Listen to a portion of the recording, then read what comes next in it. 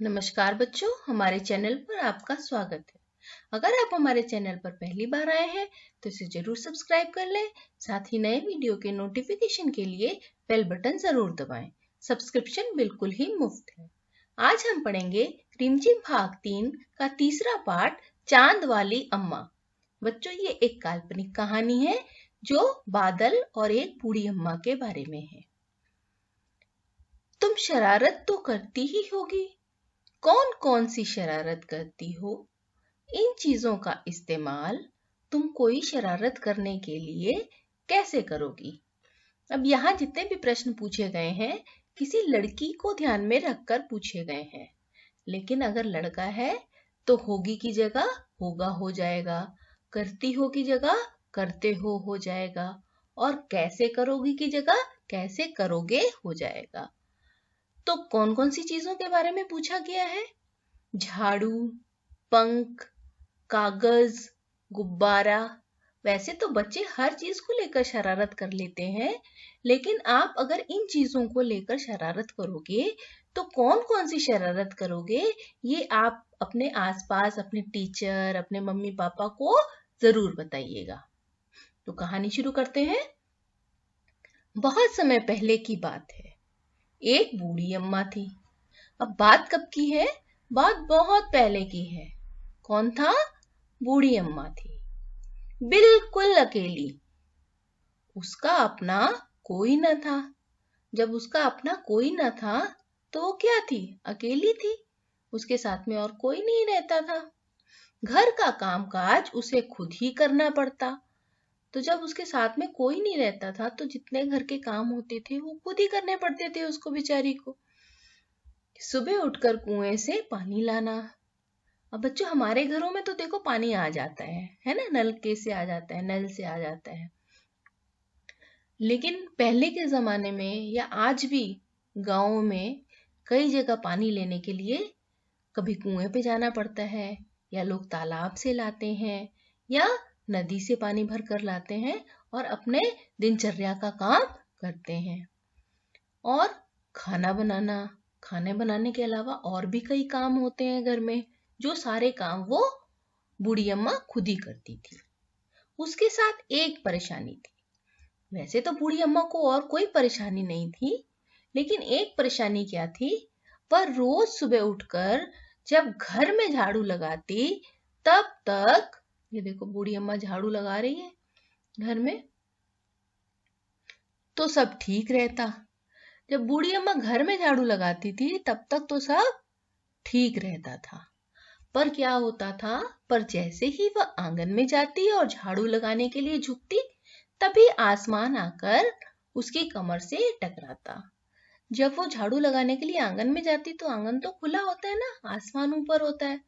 तब आसमान क्या करता था? घर के अंदर तो नहीं आ सकता था। लेकिन जब वो आंगन में आती थी और झुकती थी झाड़ू लगाने के लिए, तो आसमान आकर उसकी कमर से टकराने लगता था।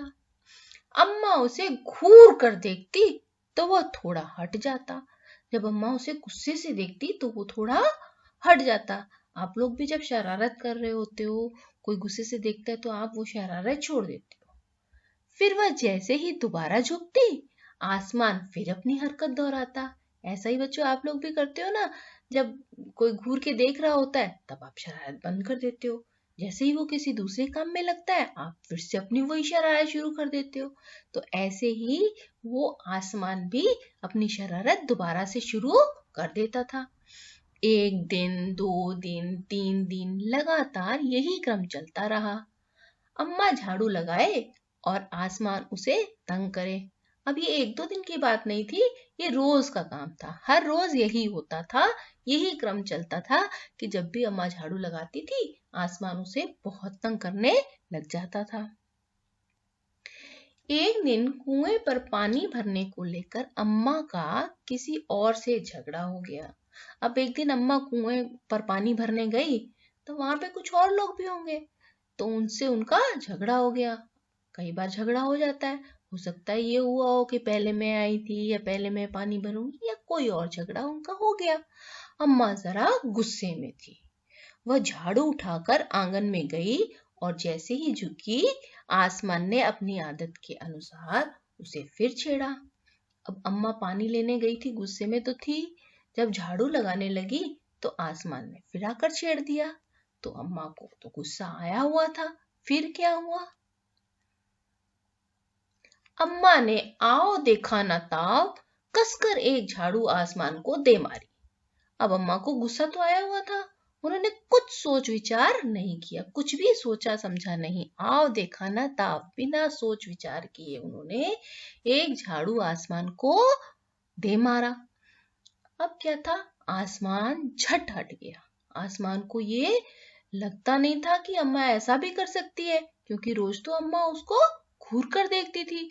अब एकदम से जब झाड़ू पड़ा तो आसमान थोड़ा सा हट गया, पर वह भी अपनी आदत से मजबूर था। दूसरी बार फिर अम्मा के झुकते ही टक्कर मारने लगा। अब उसको आदत थी, दोबारा जब अम्मा झुकती थी तो फिर वो टक्कर मारता था। लेकिन फिर क्या हुआ, अम्मा ने फिर पूरी ताकत से उस पर वार किया। अम्मा गुस्से में तो थी, एक बार झाड़ू मारा तो आसमान हट गया। दूसरी बार फिर उन्होंने गुस्से में जोर से झाड़ू मारा। आसमान को शरारत सूझी। इस बार उसने झाड़ू पकड़ ली। अब आसमान के साथ ये पहली बार हो रहा था, तो उसे फिर से एक नई शरारत सूझी। उसने क्या किया, झाड़ू ही पकड़ ली। उधर अम्मा भी झाड़ू पकड़े थी। अम्मा ने भी झाड़ू नहीं छोड़ा था। रस्सा कशी शुरू हो गई। रस्सा कशी शुरू हो गई मतलब अम्मा अपनी तरफ खींचती और आसमान अपनी तरफ खींचता। दोनों अपनी अपनी तरफ झाड़ू को खींच रहे थे। झाड़ू का ऊपर वाला हिस्सा आसमान पकड़े हुए था, तो नीचे वाला अम्मा। अब दोनों छोड़ने को तैयार नहीं थे। दोनों ने एक एक हिस्सा पकड़ रखा था। ऊपर वाला आसमान ने पकड़ रखा था और नीचे वाला अम्मा ने, लेकिन दोनों ही उस झाड़ू को छोड़ नहीं रहे थे। अम्मा चिल्लाई, छोड़ मेरा झाड़ू, मेरे पास एक यही झाड़ू है। अब अम्मा को गुस्सा तो आया हुआ था। अम्मा ने बादल को बोला, छोड़ मेरा झाड़ू। तब भी आसमान ने नहीं छोड़ा। बूढ़ी अम्मा कब तक रस्सा कशी करती, थक गई। अब अम्मा बेचारी बूढ़ी थी, कब तक खींचातानी करती, वो थक गई। आसमान ने झाड़ू खींचना नहीं छोड़ा। अब वह झाड़ू के साथ ऊपर उठने लगा।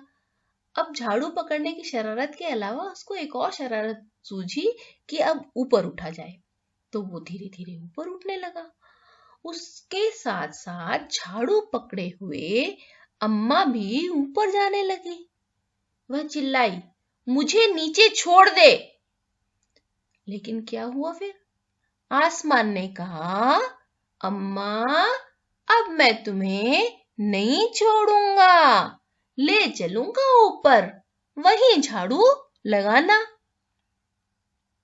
आसमान ने बोला, अब मैं नहीं छोड़ूंगा, आप ऊपर चलो और वहीं पे झाड़ू लगाओ।